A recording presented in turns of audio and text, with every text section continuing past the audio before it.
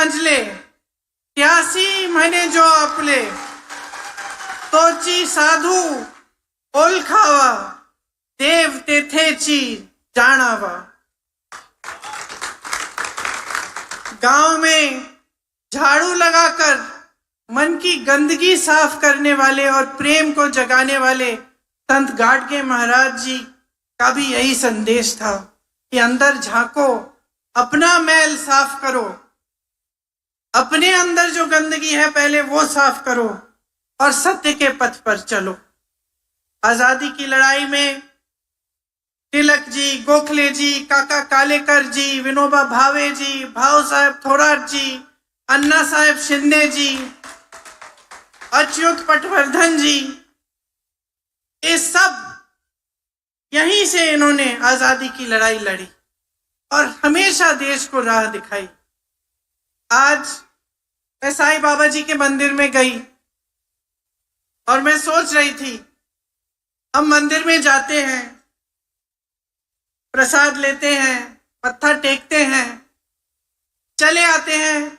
आजकल बड़े बड़े नेता भी, हम सब जब जाते हैं तो मीडिया भी होती है खूब सारी और सब देखते हैं, लेकिन जब हम उस मंदिर को छोड़ते हैं और अपने घर जाते हैं या अपने काम में लग जाते हैं तो हमारे अंदर क्या रहता है।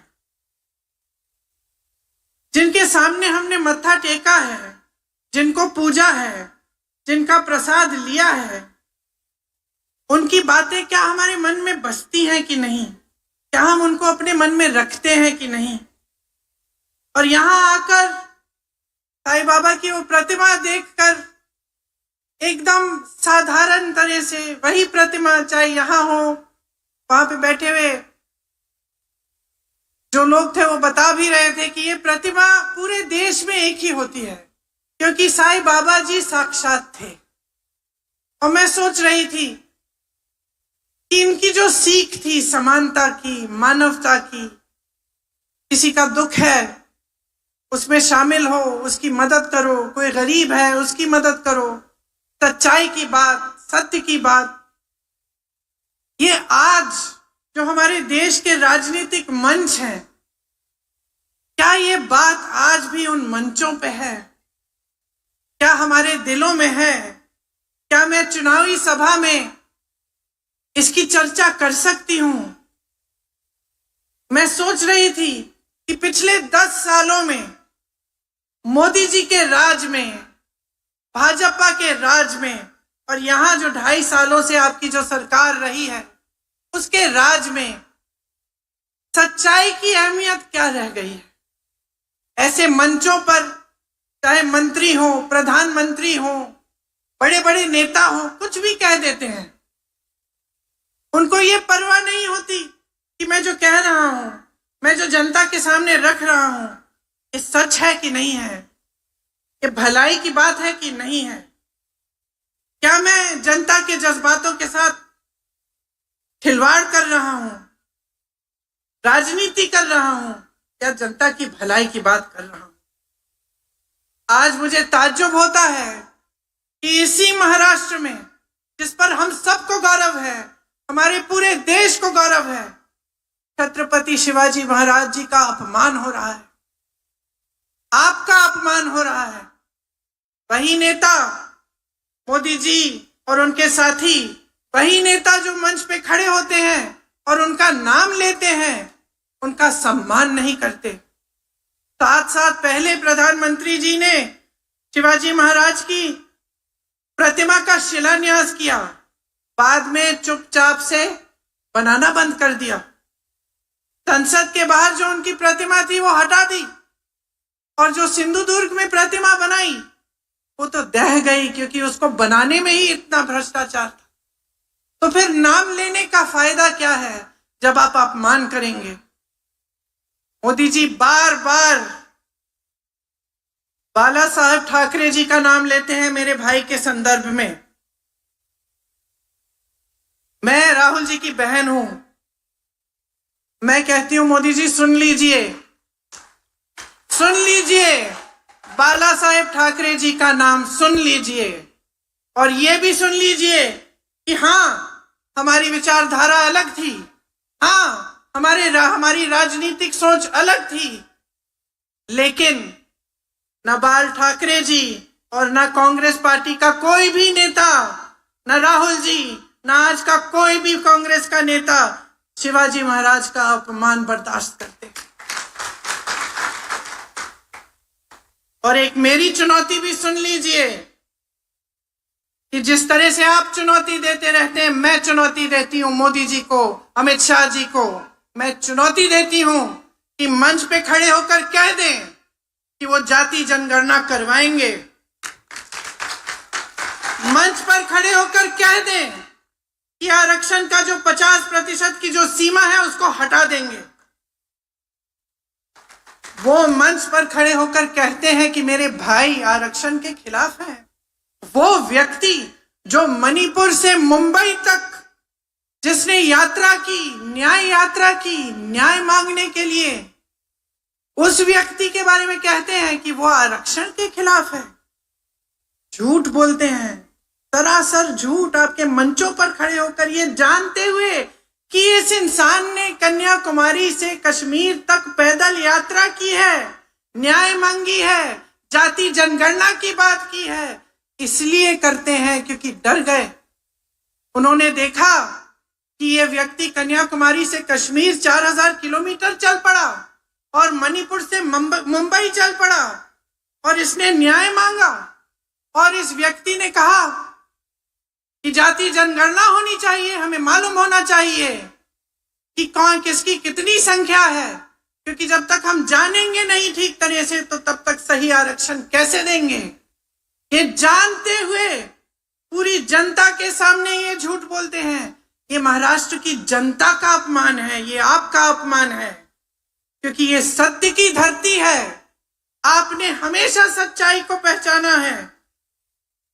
और सिर्फ ये नहीं, आपके साथ ये भेदभाव करते हैं। महाराष्ट्र से कितने उद्योग इन्होंने कहीं और भेज दिए। एक प्रधानमंत्री, एक सरकार की दृष्टि क्या होनी चाहिए। मेरी बहनें बैठी हैं, आप में से कुछ माताएं होंगी, 4-5 बच्चे होते हैं, किसी के 2 होते हैं, किसी के 3 होते हैं। एक माँ हमेशा समान दृष्टि से अपने बच्चों को देखती है, भेदभाव नहीं करती। और जो प्रधानमंत्री होते हैं, जो सरकार होती है, वो भी माँ समान होती है, वो भी पिता समान होते हैं। उनको भेदभाव नहीं करना चाहिए। यहां से महाराष्ट्र से उद्योग हटा दिए, दूसरे प्रदेशों में भेज दिए। देखिए, जब इस देश का निर्माण हुआ तो चाहे पंडित नेहरू जी थे, चाहे आपने इंदिरा जी का नाम लिया, उन्होंने बड़े बड़े उद्योग जब खुलवाए, एम्स, IIT, IIM जैसे संस्थान खुलवाए, इंफ्रास्ट्रक्चर बनाया, बांध बनवाए, नहर बनवाए, रिसर्च सेंटर बनाए, कारखाने बनाए, तो उन्होंने भेदभाव नहीं किया। हर प्रदेश में बने, अलग अलग चीज अलग अलग प्रदेशों में बनी। यहां मनमोहन सिंह जी ने मुंबई में अंतरराष्ट्रीय वित्तीय सेवा केंद्र लगवाने का फैसला किया था। क्या हुआ? यहां से हटा के गुजरात भेजा गया। लाखों नौकरियां चली गई यहां की, बड़ी बड़ी इंडस्ट्री, बड़ी बड़ी कंपनियां हटाई गई। लगभग 10 लाख करोड़ का निवेश हटा यहां महाराष्ट्र से। 8 लाख नौकरियां महाराष्ट्र से बाहर चली गई। 6000 से ज्यादा उद्योग बंद हुए। महाराष्ट्र को कमजोर करने का प्रयास किया और आज मंच पे खड़े होकर कहते हैं कि महाराष्ट्र को मजबूत बना रहे हैं। 10 सालों से इनकी सरकार थी। आप नाम लीजिए, वेदांता, फॉक्सकॉन सेमीकंडक्टर प्रोजेक्ट सब चले गया। टाटा एयरबस का प्रोजेक्ट गुजरात गया, सैफरन का प्रोजेक्ट गया, बल्क ड्रग पार्क का प्रोजेक्ट गया। और अब स्वयं मोदी जी चुनाव के समय छोड़ के चले गए हैं विदेश। चुनाव का प्रचार खत्म नहीं हुआ, वो चले गए विदेश। आपका ध्यान भटकाने के अलावा कुछ करते नहीं है। 10 सालों से इनकी सरकार रही है, 2.5 सालों से महाराष्ट्र में सरकार रही है। वो कहते हैं, मैंने सुना उनका भाषण मुंबई में, कह रहे थे तब सरकार और थी, अब मोदी है। खुद कह रहे थे अपने बारे में, कह रहे थे कि अब आतंक नहीं है। मैं कहना चाहती हूं मोदी जी, आप अगर मिलेंगे महाराष्ट्र के लोगों से, आप मेरे यहाँ पे बैठे हुए भाई बहनों से मिलेंगे, कष्ट करेंगे उनसे बात करने की, तो आपको पता चलेगा कि मेरी बहनें कितने आतंक का सामना कर रही हैं।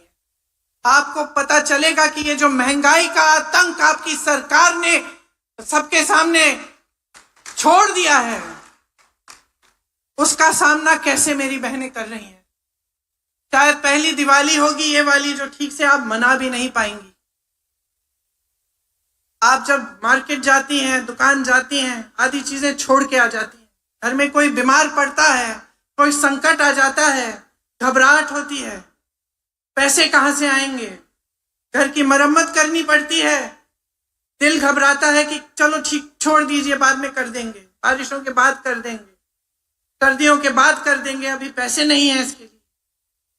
महंगाई से जूझ रही है इस देश की जनता, तड़प रही है, खासतौर से महाराष्ट्र की जनता। कोई पूछने वाला नहीं है। चुनाव आने लगा है, 1500 रुपए का आपको बोल दिया है कि क्या उनकी जो योजना है, आपको लाडली बहन वाली योजना कह दिया कि लीजिए 1500 रुपए पकड़ लीजिए, लेकिन आपसे छीना कितना जा रहा है। हर स्तर पर आपको घर के लिए कुछ खरीदना है, खाने की चीजें खरीदनी है, गैस का सिलेंडर खरीदना है, 1500 रुपए में होगा क्या। और सोचते हैं कि चुनाव आ रहा है, 3-4 महीने पहले से हम देना शुरू कर देंगे, सारी महिलाएं हमें वोट दे देंगी। लेकिन बहनों, सतर्क हो जाओ, समझ लो कि आपके साथ क्या हो रहा है। 2.5 सालों से इनकी सरकार है, 10 सालों से केंद्र में सरकार है, अभी क्यों दे रहे हैं आपको? पहले क्यों नहीं सोचा? जब आप गैस सिलेंडर के लिए आप मांग करते थे कि इसको कम महंगा करो, इसका दाम कम करो, तब क्यों नहीं किया? जब आपको त्योहार मनाना होता है और आपके पास पैसे नहीं होते, तो कौन आता है आपके आंसुओं को पोंछने के लिए, आपकी मदद करने के लिए? आप अपने बच्चे को पालते हो, पोसते हो, मेहनत करते हो। मेरी बहनें, मैं जानती हूँ, खेती में भी जाती हो, जॉब भी करती हो, सब कुछ करती हो, फिर भी घर आके मेहनत करती हो, खाना पकाती हो, देखती हो कि सब बच्चे सो गए हैं, सबके पेट में खाना है कि नहीं, कोई बीमार तो नहीं है। बहुत मेहनत करती हो अपने बच्चों को बड़ा करने के लिए। बच्चे बड़े होते हैं, कोई रोजगार की संभावना ही नहीं है। सरकार ने जितने भी माध्यम थे रोजगार बनाने के, सब खत्म कर डाले, और फिर मंच पे आकर कहते हैं वो सरकार और थी, आज मोदी है। आज मोदी है, इसीलिए इतनी महंगाई है, इसीलिए यहाँ का किसान तड़प रहा है, इसीलिए 10 सालों से सोयाबीन के दाम बढ़ाए नहीं गए हैं, क्योंकि मोदी जी हैं। खुद कह रहे हैं आज मोदी हैं। मैं पूछना चाहती हूं इनसे, प्याज का किसान क्या करेगा? आपने उसकी क्या हालत बना दी है। कपास का किसान क्या करेगा? आपने उसको बर्बाद कर डाला है। क्या किया है आपने इन किसानों के लिए? जीएसटी पे जीएसटी थोप दिया, जो भी खरीदना होता है उस पे जीएसटी, ट्रैक्टर पे जीएसटी, खाद नहीं मिलती, सही दाम नहीं मिलता, कपास का नहीं मिलता, सोया का नहीं मिलता। संकट में है किसान आज। आप 10 सालों से प्रधानमंत्री हैं, आपने कुछ नहीं किया। किस मुंह से खड़े होकर आप कह रहे हैं कि आप महाराष्ट्र को आगे बढ़ाएंगे, कि आप देश के किसानों को मजबूत करेंगे? किस मुंह से? हर तरफ से आपने घेरा है, 50 लाख टन का फसल बर्बाद किया। प्याज का पहले निर्यात बैन कर दिया, फिर जब बैन उठाया तो एक्सपोर्ट पे ड्यूटी डाल दी। कपास का आयात करके आपने दाम घटवा दिए। तो हर तरफ से आपने हमला ही किया है किसानों पे। संतरे के निर्यात पे भी ड्यूटी बढ़ा दी। दूध का दाम नहीं मिलता है दूध उत्पादक किसानों को। कांग्रेस के समय में 40 रुपए मिलते थे। हाँ मोदी जी, तब सरकार और थी। आज मोदी जी हैं, आज आप हैं। ये बात आज जनता को अच्छी तरह से समझ में आने लग गई है। देखिए, आज हर तरफ से, चाहे किसान है, चाहे युवा है जो बेरोजगार है, जो पढ़ा लिखा है लेकिन उसको कहीं नौकरी नहीं मिल रही है, कहीं से रोजगार नहीं मिल रहा है, चाहे मेरी बहनें हैं जो महंगाई का आतंक का सामना कर रही हैं, हर तरफ से मोदी जी की जो नीतियां हैं उन्होंने आपको कमजोर करने का काम किया है। 16 लाख करोड़ रुपए इन्होंने बड़े बड़े उद्योगपतियों के माफ किए हैं, कर्ज माफ किए हैं। मैं आपसे पूछना चाहती हूं मेरे किसान भाइयों, आपका कर्ज माफ किया है? क्या कहते हैं जब कांग्रेस पार्टी कहती है कि कर्ज माफ कर दो? क्या कहते हैं? कहते हैं कि पैसा नहीं है। तो अगर पैसा नहीं है तो 16 लाख करोड़ रुपए आपने बड़े बड़े उद्योगपतियों के कैसे माफ कर दिए? इसका जवाब है नहीं उनके पास। कांग्रेस ने जहां जहां कांग्रेस की सरकार है वहां कर्ज माफ करने का काम किया। राजस्थान में, छत्तीसगढ़ में, तेलंगाना में, कर्नाटका में। मोदी जी, तब सरकार और थी, आज आप हैं। सुन लीजिए, जनता देख रही है, जनता पहचान रही है। जो नौजवान हर जगह अपनी नौकरी, अपनी रोजगार ढूंढने के लिए भटक रहे हैं, पढ़े लिखे हैं, आत्मविश्वास खो रहे हैं, घर आते हैं, अपने माँ बाप को देखते हैं, सोचते हैं कि मैं इनके लिए कुछ नहीं कर पा रहा हूं। इनको जवाब कौन देगा? आपको जवाब देना पड़ेगा। मोदी जी की सरकार को जवाब देना पड़ेगा और यहाँ महाराष्ट्र की सरकार को जवाब देना पड़ेगा कि आपके रोजगार यहां से दूसरे प्रदेशों में क्यों भेजे इन्होंने। आज 2 लाख सरकारी पद खाली हैं, इनको भरने का कोई काम नहीं किया गया है। युवा बेरोजगार हैं, पद खाली हैं, आप उसको भी नहीं कर रहे हो, आप उन्हें भी नहीं भर रहे हो। सबसे ज्यादा आत्महत्या महाराष्ट्र के युवाओं में है, पूरे देश भर में। शर्म की बात है, इतना गौरवशाली, इतना महान प्रदेश, इतने कर्मठ लोग, ऐसे लोग कि जहां भी जाते हैं प्रदेश का नाम रोशन करते हैं।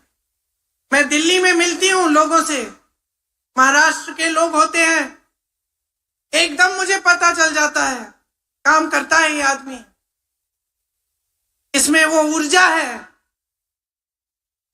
काम करना चाहता है, आलसी नहीं है। ऐसे लोगों को बर्बाद करना है, यही इनकी नीति है, यही इनकी राजनीति है, यही इनकी विचारधारा है कि किस तरह से आपको बांटा जाए, या धर्म के नाम पर या जाति के नाम पर किस तरह से बांटा जाए, किस तरह से आपका ध्यान भटकाया जाए ताकि ये लोग आगे बढ़े। संविधान की बात करते हैं, संविधान की धज्जियां किसने उड़ाई है इस प्रदेश में? संविधान कहता है कि जनता के हाथों में सबसे बड़ा औजार है, सबसे बड़ी शक्ति है। क्या है ये शक्ति? ये शक्ति आपका वोट है। संविधान कहता है कि अपने वोट के द्वारा आप अपनी सरकार चुनेंगे। यहां क्या हुआ? आपने सरकार चुनी ना पिछले चुनाव में, फिर क्या हुआ? पैसों के बल पर, घूस देकर, डराकर, धमकाकर, एजेंसियां लगवाकर ये सरकार चोरी हुई। किसने की ये चोरी? किसने किया ये विश्वासघात? किसके साथ? महाराष्ट्र की जनता के साथ। ये मोदी जी ने किया, ये मोदी जी के नेताओं ने किया, ये भाजपा ने किया। ये आपकी बनी बनाई सरकार इन्होंने तोड़ी, और किस तरह से, भ्रष्ट तरह से तोड़ी। संविधान की बात कैसे कर सकते हैं? इस संविधान में लिखा है कि जो जनता चाहती है वही होना चाहिए। कहां लिखा है इस संविधान में कि जनता एक सरकार को चुनेगी और आप चोरी चोरी से पैसे देकर, डराकर, धमकाकर उस सरकार को ही बदल डालेंगे? कहाँ लिखा है? और मैं आपसे पूछना चाहती हूँ, आप जनता हो इस महान प्रदेश की, आपको सब कुछ दिख रहा है, आपको दिख रहा है कि सरकार एक चुनते हैं, आप कुछ दिनों बाद बदल जाती है। विधायकों को ऐसे पकड़ के ले जाते हैं, कहीं पे छुपा के रखते हैं दिनों के लिए, घूस दे देकर। और सब जगह पत्रकार भी लिख रहे हैं कि 100 करोड़, 500 करोड़, 600 करोड़। ये किसके पैसे हैं? कहां से आए ये सारे करोड़ों रुपए? ये क्या वो तो नहीं है जो आपके विकास के लिए जाने चाहिए, जो आपसे चोरी किए जा रहे हैं? और आपकी सरकारें अब ऐसे बनेंगी? तो फिर आपके पूर्वज लड़े क्यों आजादी के लिए? हमारे पूर्वज लड़े क्यों इस देश के लिए? शहीद क्यों हुए इस देश के लिए? ताकि इस देश के संविधान का चकनाचूर बना दे कोई, पैसों के बल पर, धन के बल पर। तो सोचिए, सब आपकी आंखों के सामने हो रहा है। आपकी नौकरियां छीनी जा रही हैं, यहां से इंडस्ट्रीज दूसरे प्रदेशों में भेजी जा रही हैं, खाली पद भरे नहीं जा रहे हैं, नौजवान बेरोजगार हैं, बहनें कुछ खरीद नहीं पा रही हैं। चाहे कितने भी लोग एक परिवार में काम कर रहे हों, चाहे कितने भी कोई मेहनत कर रहा है खेती में, कोई जॉब कर रहा है, कुछ भी कर रहा है, फिर भी पैसे काफी नहीं हो रहे हैं, क्योंकि महंगाई इतनी बढ़ गई है। किसान की कमर तोड़ी जा रही है। और राजनीति है पैसों की, झूठों की। तो मैं आपसे पूछना चाहती हूं, इसको ठीक कौन करेगा? कौन करेगा? आप करिए। ये जो वोट आपको दिया गया है, ये ऐसा हथियार है, इसमें ऐसी शक्ति दी गई है संविधान के द्वारा कि आप कुछ भी कर सकते हैं। आपने, गोगरे जी ने कहा, मैं किसान की बेटी हूं। जब किसान ठान लेता है तो कुछ भी कर सकता है। सही कहा है। इस देश को आजादी किसने दिलवाई? इस देश के किसानों ने दिलवाई। इस देश की को आजादी आप सबने दिलवाई, आपके पूर्वजों ने दिलवाई। आज वो आजादी खतरे में है, वो संविधान खतरे में है जिसके लिए हम लड़े। ये कुछ भी कह दें, डर गए हैं ना पिछले चुनाव को देखकर, इसलिए सब अब संविधान कह रहे हैं, सब अब कह रहे हैं आरक्षण की बात कर रहे हैं, क्योंकि डर गए हैं। लेकिन इनकी असलियत नहीं है ये, इनकी असलियत छिपी हुई है अंदर। आप देख सकते हैं इस असलियत को। पिछले चुनाव में इनके नेता कह रहे थे हम संविधान को बदल डालेंगे, आज संविधान की बात कर रहे हैं। 2.5 सालों से सरकार रही है इनकी, आपके लिए कुछ नहीं किया। अब स्कीम किस पे स्कीम निकाल रहे हैं पिछले 4 महीनों में। ये गलत तरह की राजनीति है, गलत तरह की विचारधारा है। ये देश एक लोकतंत्र है, संविधान हमारी देश की जनता ने बनाया है, कोई इसे नहीं तोड़ सकता, कोई इसे बदल नहीं सकता बगैर आपके इजाजत की। तो मैं आपसे ये कहने आई हूं, इजाजत मत दो, ऐसी राजनीति को मत लाओ दोबारा अपने प्रदेश में, जो आपका इस्तेमाल करे, जो आपके बीच में फूट फैलाने की कोशिश करे, और जब समय आता है तो आपके प्रति जवाबदेह भी ना बने।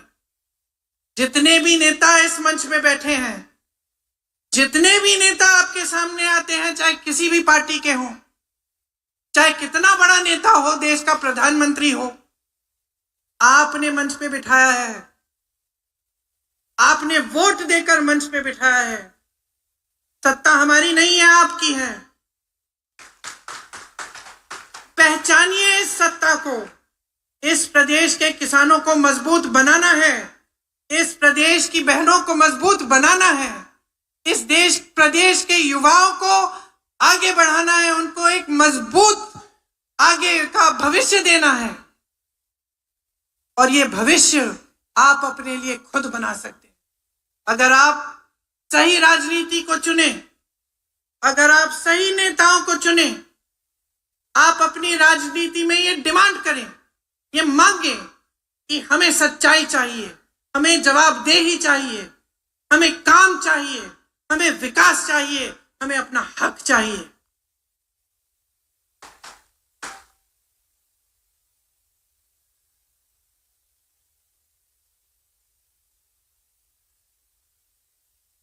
तो जब चुनाव में नेता आते हैं, भाषण देते हैं, ध्यान से सुनिए क्या कह रहे हैं, ध्यान से सुनिए, लेकिन साथ साथ उनकी कार्यशैली भी देखिए, समझिए। कांग्रेस के कितने प्रदेश हैं आज, जहां जहां कांग्रेस की सरकार है, कांग्रेस ने चुनाव से पहले गारंटियां दी, चुनाव के खत्म होते ही जैसे ही सरकार बनी, पहले दिन से गारंटी शुरू हो गई। और यहां 2.5 सालों से सरकार है, चुनाव के 3-4 महीने पहले ले आए अपनी लक्ष्मी वाली योजना, लाडली बहना वाली योजना, जिससे आपको 1500 रुपए पकड़ा रहे हैं। तो 2.5 सालों के लिए तो नहीं किया।